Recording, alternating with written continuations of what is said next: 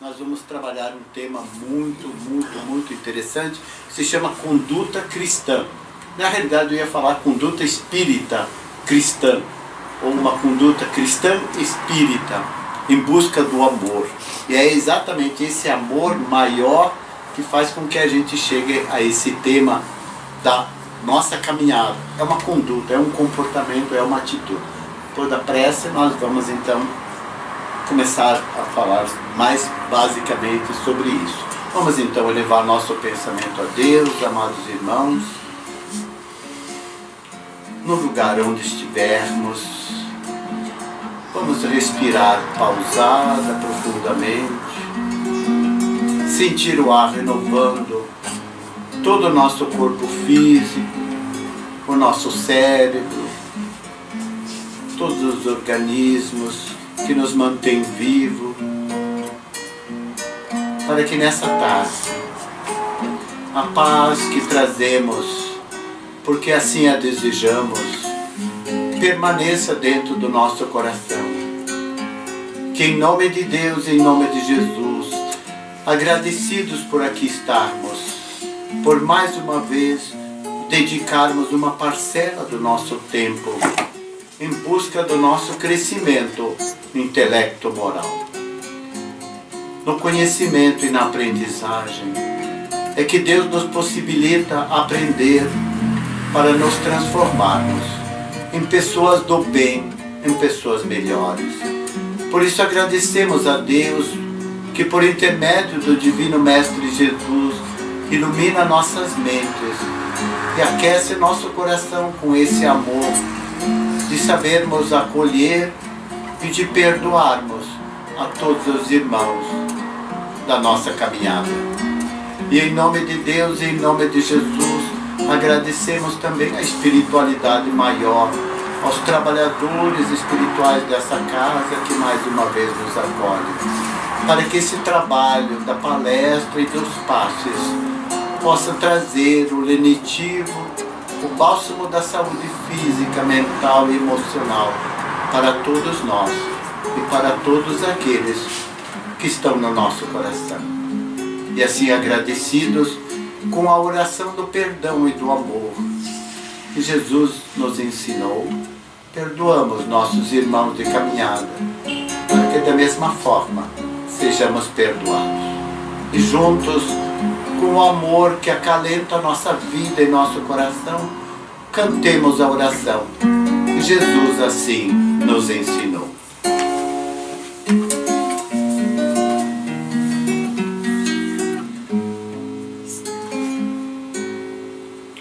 Pai nosso, está no céu, santificado seja o teu nome, venha a nós o teu reino, seja feita a tua vontade, assim na terra como no céu.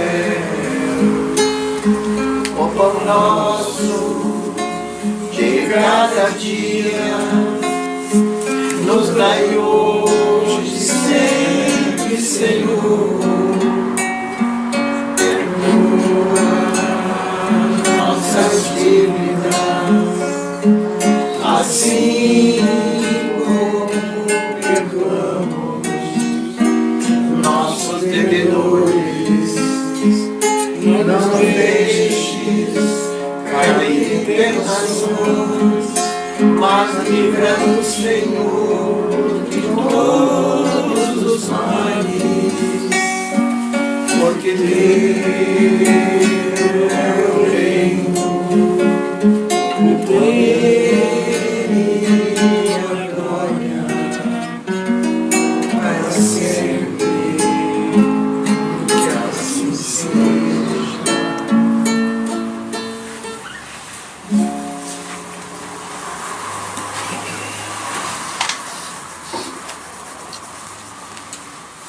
Conduta cristã. Ouvindo esse tema proposto, imediatamente os nossos olhos e todo o nosso ser mormente nosso coração se volta para Jesus.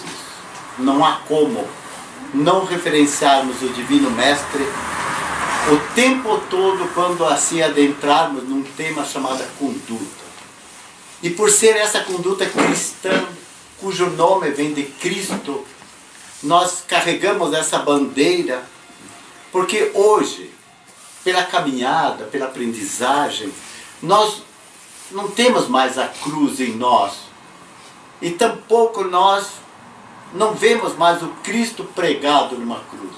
Pelo contrário, vemos o Cristo caminhando ao nosso lado.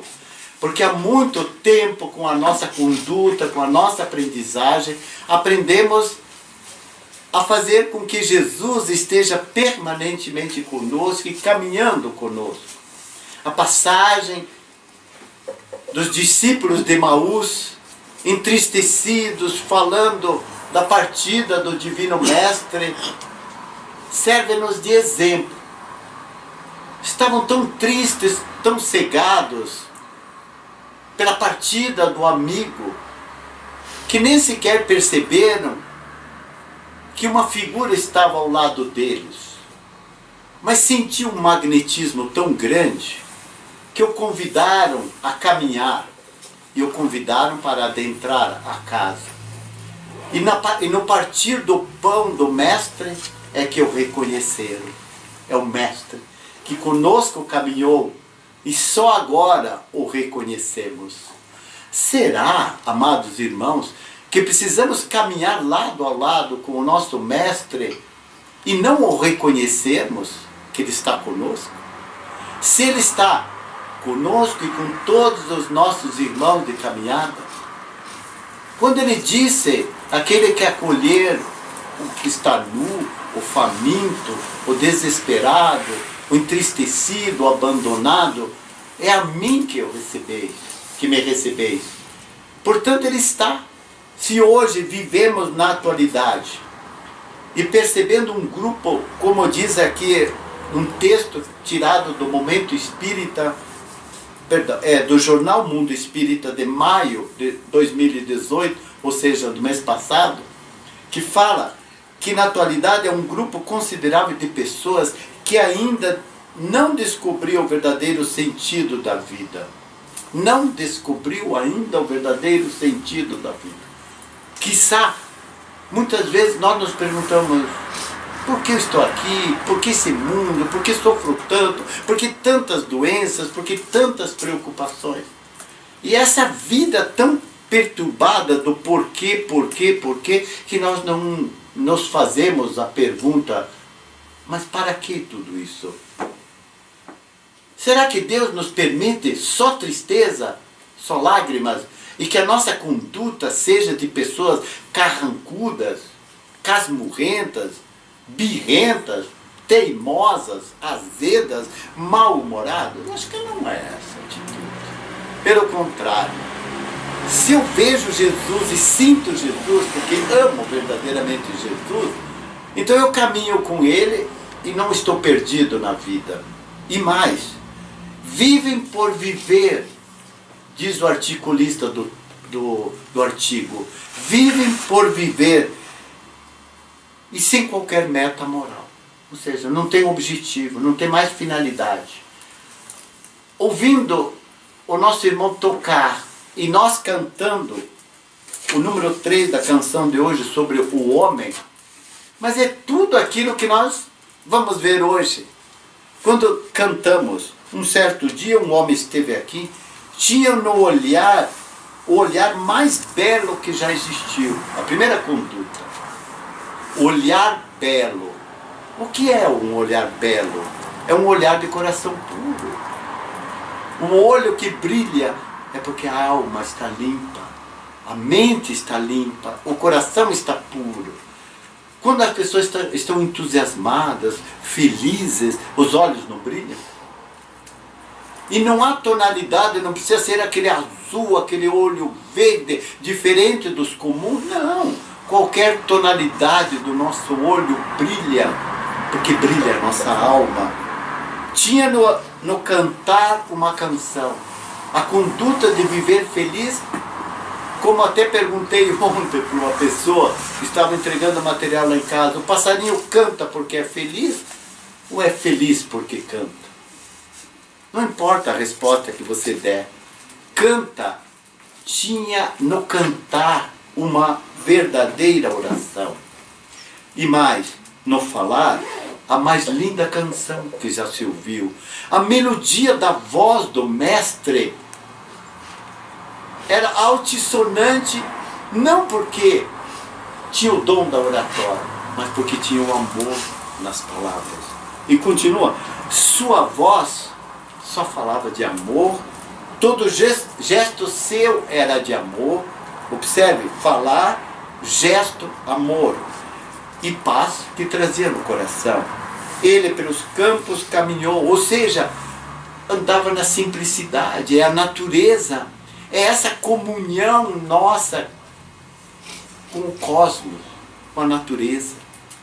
Nós nos sentimos bem quando estamos em contato com a natureza, porque na natureza tudo é belo, tudo é harmonioso, tudo é equilibrado. O homem com o seu dedinho a conspurca, a destrói, a mancha, não é verdade? Mas a natureza é bela, ela não dá saltos, ela tampouco se vinga, mas ela retoma o que é seu. O percurso da natureza é sempre de glória, de esplendor e de bem. Pode o homem interferir com a sua conduta malsã, todavia há um momento que ela se renova. O homem põe fogo, o homem destrói, e sob aquelas cinzas renasce novamente minúsculas plantas que um dia reverdejarão todo lugar que antes era destruição, para nos mostrar que a natureza é vida, e é essa vida que pulsa em nós é que nos faz caminhar. Fez luz brilhar na escuridão. Qual a nossa tarefa, irmãos? Se não levar luz para o mundo. Vós sois deuses. Não, nós somos luz, porque temos Deus no coração. Essa deidade, essa divindade, nem Jesus era Deus, mas era filho de Deus como todos nós. E essa luz que brilhava em Jesus fez apagar toda a escuridão. Observe que quando você está plenificado de amor, tudo em você parece que se acende um sol.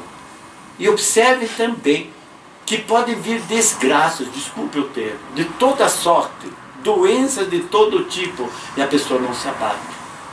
Pode ficar fisicamente combalida, num leito de dor, e a gente percebe que as pressões faciais se comprimem, mas não reclama, aceita, exemplifica, faz-se brilhar, porque acredita que é dessa forma que ele vai crescer. E continua a nossa canção. Fez também o sol nascer em cada coração. E não é uma tarefa nossa, de verdadeiros cristãos, ajudar a fazer que esse sol dos nossos irmãos brilhe?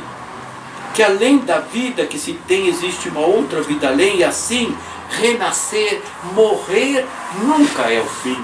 E todo dia nós renascemos. Esta simbologia da escuridão da noite, do despontar, da alvorada, do amanhecer, de um novo dia, é exatamente isso que nós devemos compreender na nossa conduta. Tudo o que ele aqui deixou não passou e sempre vai existir. Observe que marca. Será que nós deixamos pegadas, marcas, para aqueles que vão nos suceder, aqueles que conosco caminham? Se nós, amados irmãos, caminhamos porque temos sulcos que outras pessoas já traçaram à nossa frente, vieram antes, construíram caminhos, e nós agora caminhamos. Uma reportagem hoje de manhã, mostrando a cidade de Sinop, no Mato Grosso, mostrava exatamente quando os primeiros verdadeiros migrantes, gaúchos, catarinenses, paranaenses que ousaram sair desse conforto da época, na década de 50, 60, se embrenharem naqueles matos, para de repente mostrarem hoje, 50, 60 anos depois, uma verdadeira cidade. E eles é que construíram, desbravaram, foram corajosos, porque antes deles já havia também alguém que desbravou com uma conduta certeira. Eu trabalho, eu planto, pode ser que eu não colha, mas alguém vai colher. Observe que esse plantar, esse arar, de preparar a terra, jogar a semente, é simbolicamente utilizada pelo Cristo para dizer: plante a semente fecunda do amor no seu coração. E se você não tiver tempo, porque partirás muito brevemente desta terra, vale de lágrimas, de provas, de expiações, mas você deixou uma marca. Talvez aquela tenra criança que parte em poucos dias, em alguns meses, era curta duração, mas que brilhou e que deixou marcas em pais, em familiares.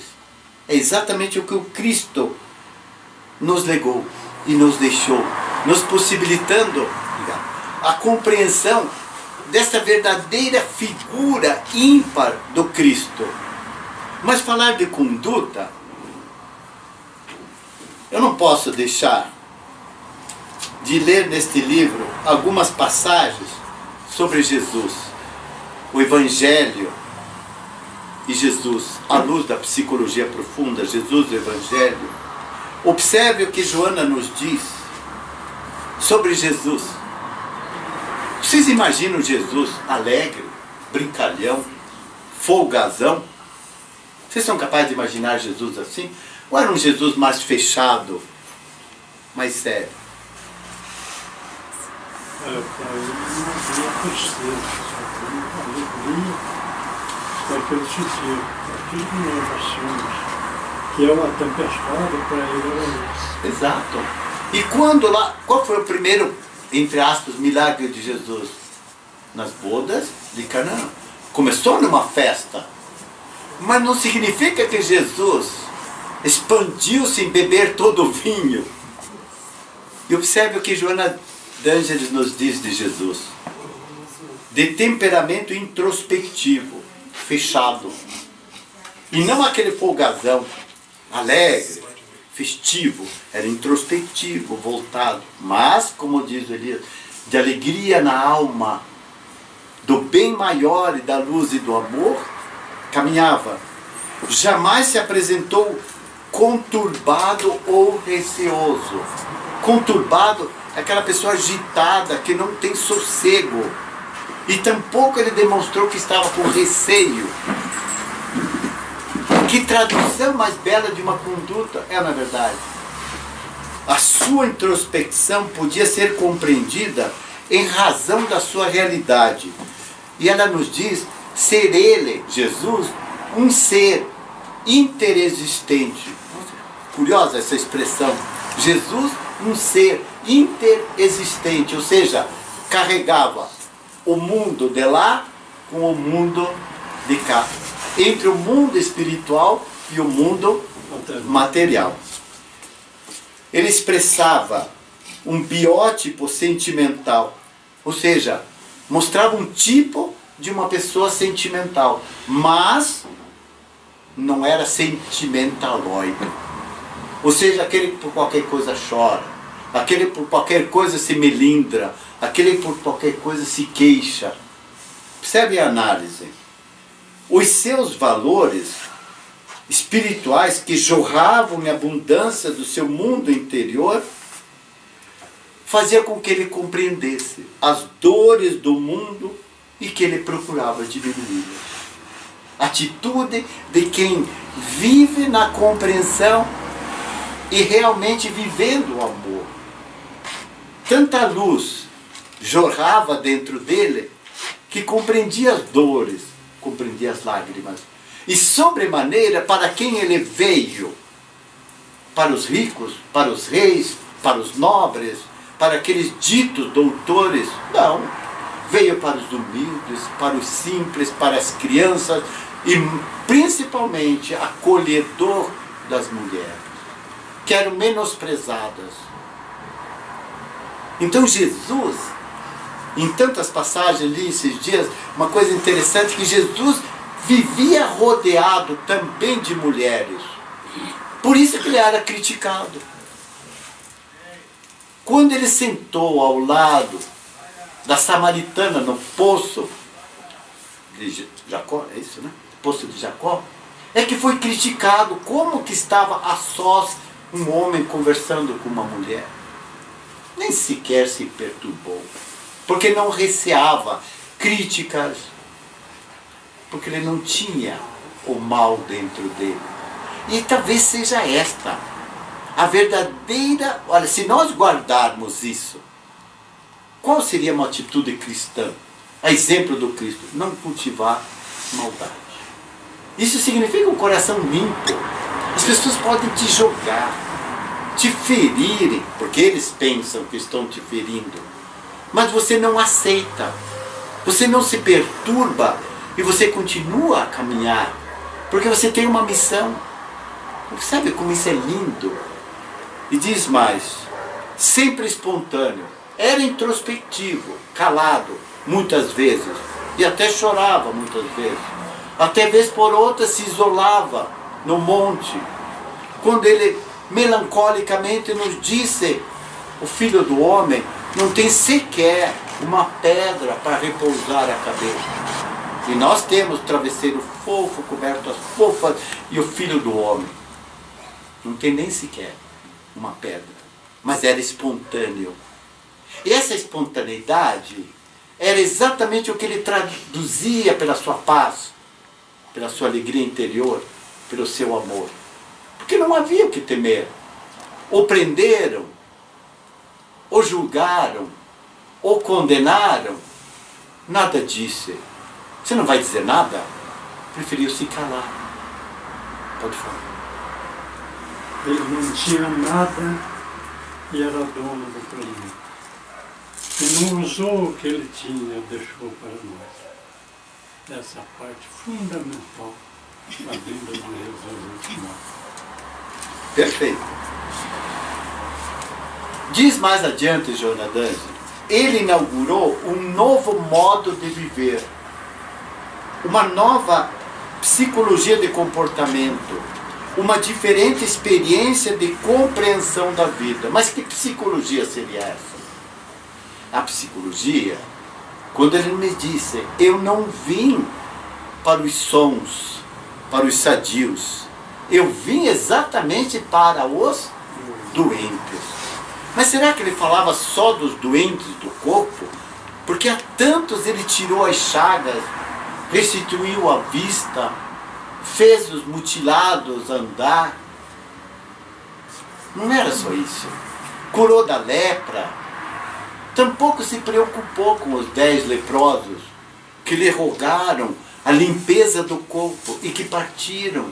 E que somente no meio do caminho, observem bem a conduta do Cristo, somente um deles, puxa, eu estou limpo, eu estou curado.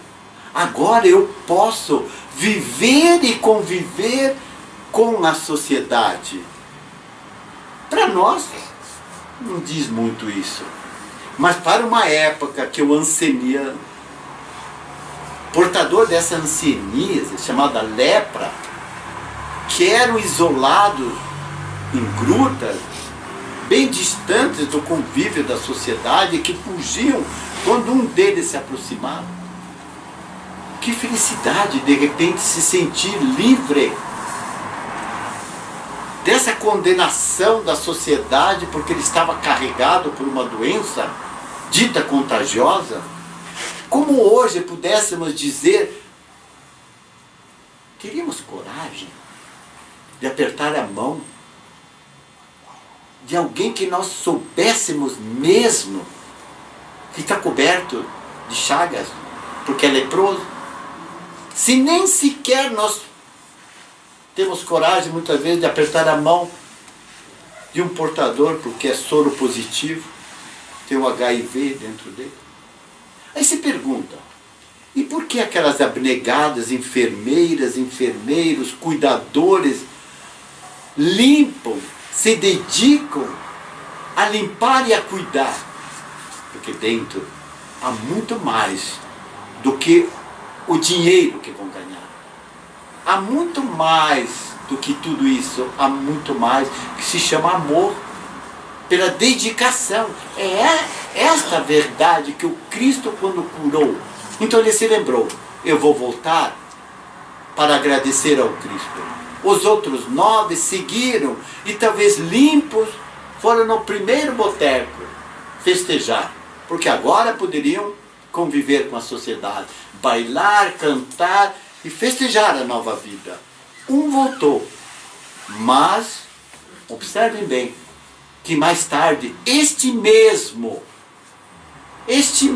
que voltou para agradecer ao Cristo, retornou ao vício, aos erros. Por isso que o Cristo nos dizia e nos diz, levanta-te, vá, não tornes a errar.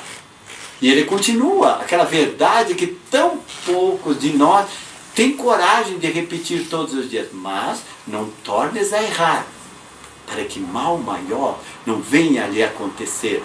Mas está bem claro nessa passagem do leproso curado, grato a Jesus, de voltar a dizer, mestre, muito obrigado, mas eu saio daqui com toda a aparência de felicidade, porque fui acolhido, conversei, fui tratado. Nossa, como estou bem, estou curado, estou limpo. Mas eu continuo com os pensamentos do mal. Uma atitude totalmente contrária à atitude cristã. Continuo a julgar, a condenar e a criticar. Continuo a carregar mágoas, ofensas. Então eu continuo a tornar no mesmo erro. E o mal maior vem me acontecer, sem dúvida. Eu posso adquirir doenças físicas, mas se eu as aceito, não de uma maneira tola, mas de uma maneira compreendida, esta doença me serve para alguma coisa. Quem de nós já não ficou lá numa UTI? Quem de nós já não ficou numa sala de espera no centro cirúrgico? E quem de nós não ficou numa sala de centro cirúrgico e se perguntar, para que eu estou aqui? Para que essa doença vai me servir? Sempre tem algo a me ensinar. Então era o Cristo dessa conduta irrepreensível que ela nos diz. Alegria de servir. Observe. Conduta irrepreensível. Será que entendemos bem o que significa isso? Essa frase é para todos. Jovem, criança, é capaz de entender, para que ninguém tenha, mas nem sequer um pensamento que possa me condenar, me criticar. Então eu devo agir de tal forma que não deixe rastros para as pessoas me criticarem, me julgarem, me condenarem. É fácil? É fácil falar, não é verdade? Vamos lá fora, no nosso dia a dia. Vamos colocar em prática dentro da nossa casa, na nossa sociedade, no convívio, e aí percebemos essa agrura desta frase de andarmos limpos, de uma conduta irrepreensível, que ninguém tem nada contra mim. Por isso que o nosso exame de consciência, ou seja, aquela atitude antes de dormir, eu me perguntar, o que eu fiz hoje? Será que ainda tem alguém que possa me condenar por alguma coisa? E aí você se examina. Puxa, eu não agi direito. Com certeza, se eu voltasse na frente daquela pessoa, naquela mesma situação, eu não falaria aquelas coisas que eu falei. E talvez se eu falasse, eu não diria com aquele tom de voz. Qual foi a minha expressão do rosto? Nossa, não foi legal. Até a pessoa me disse, olha o seu olhar, está fulminando. Veja seu tom de voz, veja como você se alterou. Mas isso não é conduta irrepreensível, mas é a nossa percepção. Aí você diz assim, meu pai, eu vou embora. Eu não vou ficar mais aqui não. Só ouvi queixas hoje contra mim? Não, não são queixas. São advertências chamativas para um despertar da consciência, para vivermos uma outra realidade, uma outra vida. E Jesus, com essa conduta irrepreensível e sua alegria de servir, o maior dentre vós seja aquele que vai lá atrás e comece a servir. E ele nos deu exemplo. Lavou os pés dos seus discípulos e os enxugou. De tal forma que a nossa irmã dita pecadora, condenada pelos homens, Jesus a permitiu e lhe permitiu que tanto choro de arrependimento, tantas lágrimas que brotavam dos seus olhos, que foram capazes de lavar os pés do Mestre. E mesmo com as recriminações dos apóstolos, dos outros que estavam presentes, Jesus não se importou. E permitiu que ela enxugasse os seus pés com os seus cabelos. Observe, era o dela. Era o interior e o exterior. Eram as lágrimas do arrependimento. Eram as vestes dos seus cabelos, que era o seu. Talvez um cabelo lindo, asseado, cheiroso, com uma toalha mais cheirosa, mais limpa, mais asseada. Seria aquela que utilizássemos para enxugar os pés do Mestre. Mas ele permitiu. E foi mais além. Como ela era uma cortesã, uma mulher não aceita pela sociedade, porque era pecadora, ela perfumou com nardo, que era o perfume mais caro, mais inebriante da época, que poucas pessoas o tinham. A simbologia do lavar os pés com as lágrimas, de enxugá-los com os cabelos, seria tirar do que tem mais precioso dentro de nós e de perfumá-los com arrependimento. Será que nós lemos o Evangelho assim? Ou lemos o Evangelho letra morta? Abrimos o Evangelho na hora do desespero, sentimos um certo alívio. Mas momentos depois recalcitramos, voltamos no mesmo erro. E por voltarmos ao mesmo erro é que ele se torna maior. E Jesus sempre estará conosco pelos seus exemplos, demonstrando o verdadeiro sentido do altruísmo, ou seja, do amor devotado, do amor limpo, do amor que vai além das fronteiras do meu eu. A sua espontaneidade foi enriquecedor. Espontaneidade é como uma criança. É limpa, é pura, é calma. E por ser limpa, pura e calma, é que a criança sempre vai nos exemplificar. Vinde a mim. Mas vinde como uma criança que é pura de coração. Embora tantas críticas se faz, mas ela traz do passado marcas, mas o Cristo não olhou o passado. Cristo olhou a ingenuidade, a simplicidade, e que se não fordes como esta criança, este menino, não entrarei no reino dos céus. Porque não vestiram a veste nupcial, também serão expulsos e tirados das bodas, dos festins. Mas que veste é esta? A veste da limpeza. A veste de sermos verdadeiramente cristãos. Agora, eu gostaria de fazer uma reflexão.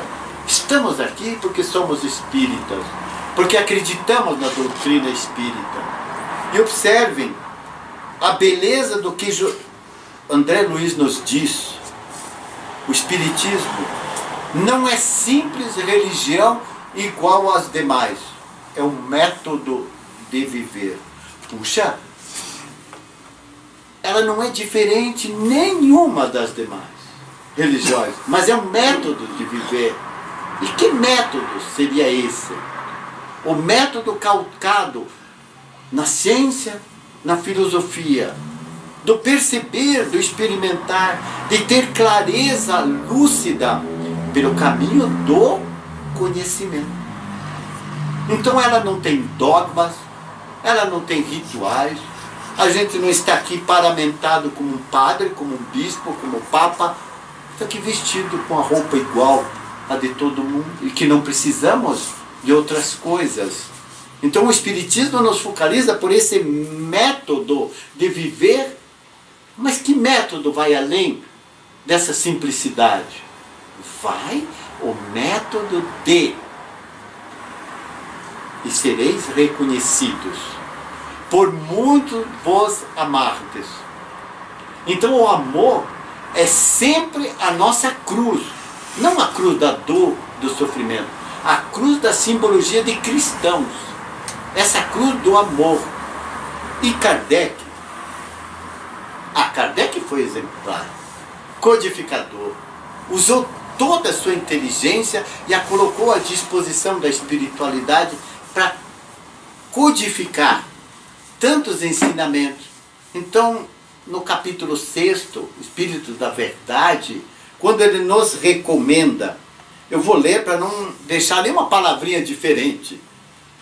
Espíritas, amai-vos. Este é o primeiro ensinamento. Ou seja, cristãos, amai-vos. Este é o primeiro ensinamento. Instruí-vos. Este é o segundo. Observe. Amar e instruir-se. São as asas da nossa evolução. E nós aprendemos por essa bendita doutrina que vivemos no pretérito, encarnamos lá e reencarnamos tantas e tantas vezes, com todas as injunções, os sofrimentos, as dores, as lágrimas, mas sempre mudando um pouquinho. Podemos, vez por outra, estacionarmos, quando rebeldes ainda dizemos: estou cansado, vou repousar. Eu não me refiro ao repousar do corpo físico, refiro-me ao repousar do corpo espiritual, do intelecto, da moral, que deve progredir paulatinamente, degrau por degrau, subir essas escadas. E escada, raramente ela está colocada de cabeça para baixo, ela começa do chão e tem o cimo, o alto, para nos dizer: vamos galgar degrau por degrau, gradativamente ascendermos por esse despertar de uma atitude cristã, a nova forma. Por isso que amai-vos o primeiro, instruí-vos o segundo. Ele continua: no cristianismo se encontram todas as verdades, diz Kardec. São de origem humana os erros que nele se enraizaram. Erros humanos, porque a doutrina é limpa. E ele continua ainda no Evangelho. Reconhece-se. No capítulo 17, quando fala bons espíritos, ser espírita. Ou seja, troque a palavra espírita por palavra cristão.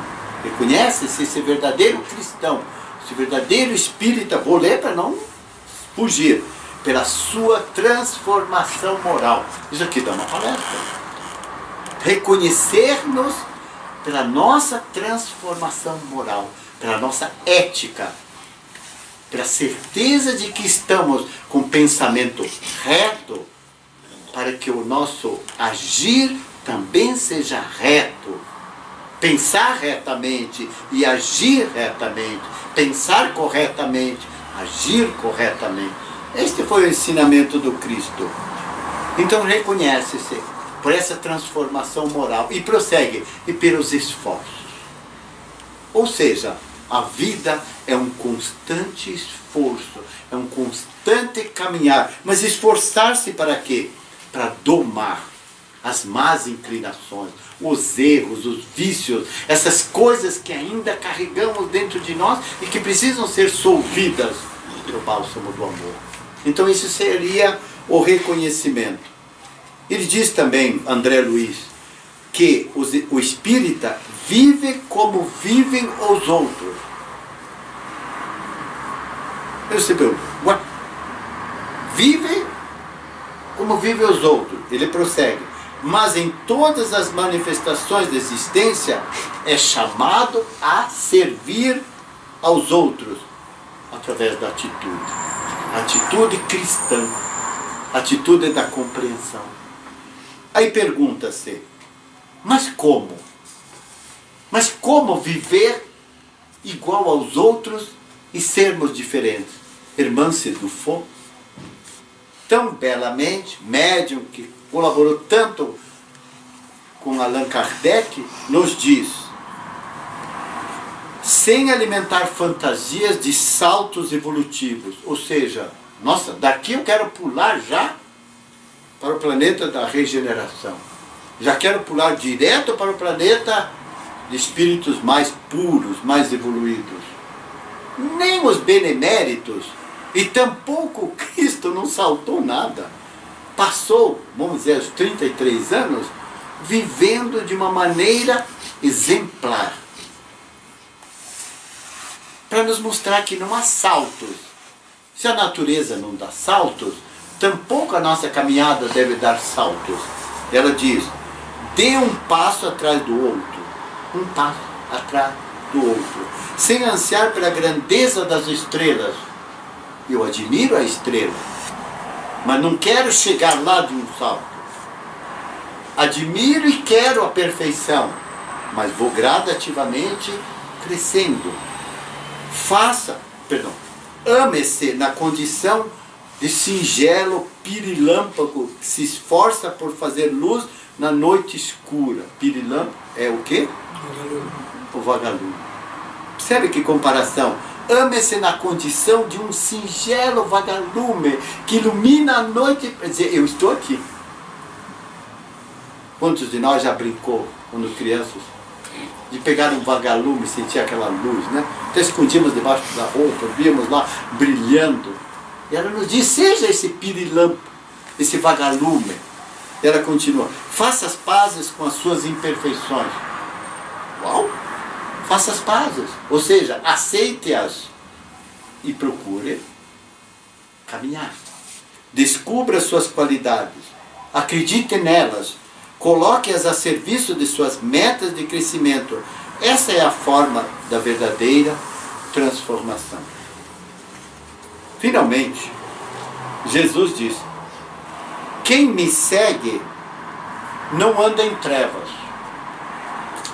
Quem me segue não anda em trevas. Aí ontem, bendita tecnologia, recebo pelo WhatsApp uma mensagem lindamente de Cora Coralina. Só podia ser essa poeta de Goiás. Começou a publicar o primeiro livro aos 70 anos, um pouquinho atrasado. Vamos começar. Observe o que ela nos diz. Mas esse aqui é espírita, é cristã, é exemplo. Essa poetisa. Procura semear otimismo. Ou você semeia tristeza? Põe a mão na consciência lá. Procura semear otimismo e plantar sementes de paz e de justiça. Semeie otimismo e planta semente de paz e de justiça. Digo o que penso. Espontaneidade. E Jesus era espontâneo. Ele falava o que pensava. Não media as palavras, não. Mas ele não precisava medir. Porque tinha alma limpa. Penso no que faço. Mas se ela diz, digo o que penso, eu digo com esperança. Ou seja, é a semente que plantou. Penso no que faço, mas com fé. Observe, eu faço, mas com a fé. Faço o que devo fazer, mas com amor. Faço o que devo fazer, mas faço diferente. Faço com amor. Eu me esforço para ser cada dia melhor, pois bondade também se aprende. Agora alguns despertaram, né? Pois bondade também se aprende. essa história, né? Eu já nasci bondoso. Não, você aprende, é educação. É esse caminhar, amados irmãos, que nos deixa felizes, limpos. Eu só quero levar para a conclusão, quando Miramês, nosso espírito maravilhoso, por intermédio de João Nunes Maia, nos diz, uma das coisas mais difíceis nas relações com nossos semelhantes é dar conselhos. Por isso eu penso muito, bonito preparar lá em casa, vir aqui, falar, faça assim, chama a pessoa para uma conversa, e diz assim, olha, se estivesse no seu lugar, eu faria assim. Aí a pessoa olha para você, baixa os olhos, sai. Só faltou nos dizer, você é um hipócrita. Mas você não faz o que você me disse tão lindo. Nossa, você dá cada conselho, fala coisas tão lindas. Não, tudo bem que eu estudei. Fácil, qualquer um pode pegar isso aqui e falar. Mas por trás de dar um conselho, existe a coerência entre aquilo que você faz, entre aquilo que você diz e entre aquilo que você faz. Aí Francisco de Assis, muito já foi falado aqui, eu já falei em palestra, já ouvi várias vezes a mesma repetição. Quando ele diz assim, pregue o Evangelho. Francisco de Assis, mais de 800 anos atrás. Pregue o Evangelho. E se precisar, sabem como ele termina? Pregue o Evangelho. E se precisar, use da palavra. Isso significa tudo. Uma outra palestra, né? Pregue o Evangelho. Mas se precisar, fale. Ouça as pessoas. Se precisar, diga alguma coisa. Mas sempre faça. E eu também anotei aqui, viver antes de falar. O importante é viver antes de falar para que a palavra encontre a segurança do coração. Mais adiante, achei linda essa frase. Coisa assim, querendo, andarás. Querendo, falarás coisas úteis. Querendo, reconstruirás a ti mesmo. Sempre querendo, força de vontade. Falar muito, além do inconveniente, tanto esgota o físico de quem fala, quanto desorienta quem ouve. Por isso aquelas pessoas faladeiras, tomem cuidado. Eu não estou me referindo a palestra, a discurso, não. Estou me referindo quando você vai à casa de alguém e você senta e diz assim, meu Deus, eu queria falar um pouquinho, mas eu não me deixo. Mas tem uma bendita hora, você já viveu isso, com certeza. Você está de ônibus fazendo uma viagem e você está muito cansado. Aí de repente, senta alguém do seu lado e começa a falar. E não para. Aí você tem duas alternativas. Primeira alternativa, você se chatear e dizer assim, desculpe, estou muito cansado, quero dormir. Ou você se volta de uma maneira muito cristã, olha para aquela pessoa e pensa, que bom que ele fale bastante. Eu estou tão cansado, então só vou ouvir. Quando nós chegarmos a essa segunda atitude, já caminhamos bastante. Não é verdade? Vamos terminar, já estamos chegando ao fim. Vamos voltar a Jesus. Um dia, assim como você já me convidou para ir à sua casa, certo? Aí convidaram Jesus para ir à casa de Lázaro. E Lázaro tinha duas irmãs, como todos nós sabemos. Uma se chamava Marta e a outra Maria. Muito bem. Antes de contar o que está lá, que vocês já conhecem, vamos fazer uma consideração. Quando você convida alguém para sua casa, você age como Maria ou como Marta? Diz, não me lembro nada. Mas igual a uma das duas eu faço. Vamos lá. Uma delas estava preocupada com a casa. Meu Deus. Limpar a casa, não pode deixar nenhuma sujeira no banheiro, nada fora do lugar, a louça limpa, tudo pronto, a comida assim, melhor que tem, tudo certinho. Por quê? O mestre virá almoçar ou jantar na minha casa. Até aí, tudo normal. Conduta asseada, limpa, correta. A outra se preocupa. Mas Jesus vem na minha casa. Meu Pai, que grande oportunidade eu vou ter para aprender. O que aconteceu? Jesus chegou.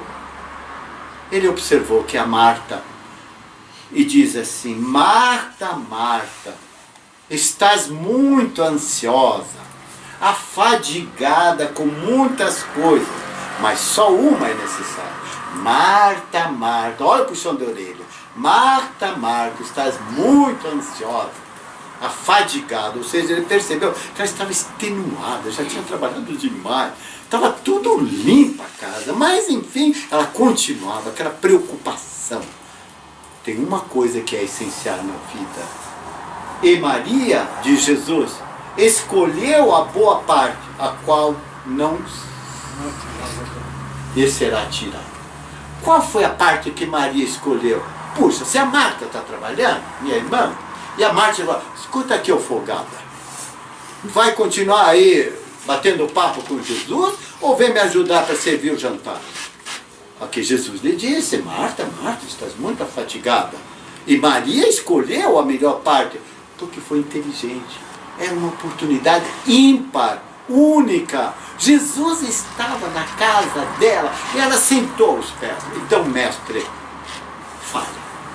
Mas que escolha, meus amados irmãos. E me dizem ainda, com todo carinho, eu não entendo. Há muitas palavras difíceis no Evangelho, mas precisa entender palavra por palavra. Entenda exatamente este ensinamento. Não é uma metáfora, não é nada. É a pura realidade nossa entre o material, o físico, o perecível, a ostentação, de não deixar nada de aparências. Estou preocupado com as aparências, para que afinal de contas Jesus e os convidados não digam nada. Minha recepção foi brilhante. Maria já pensou o contrário. Bom, se eles vão notar que está um pouco sujo, deixa para lá. Hoje estou preocupada em ouvir o mestre. Então fiz minha escolha. Tomara, meus amados irmãos, que no nosso dia a dia nós saibamos efetivamente fazermos as escolhas entre a preocupação do material, do físico, das aparências, do que vão pensar, do que vão dizer, como vão me julgar. Não, deixe que pensem, deixe que digam, deixe as coisas para lá.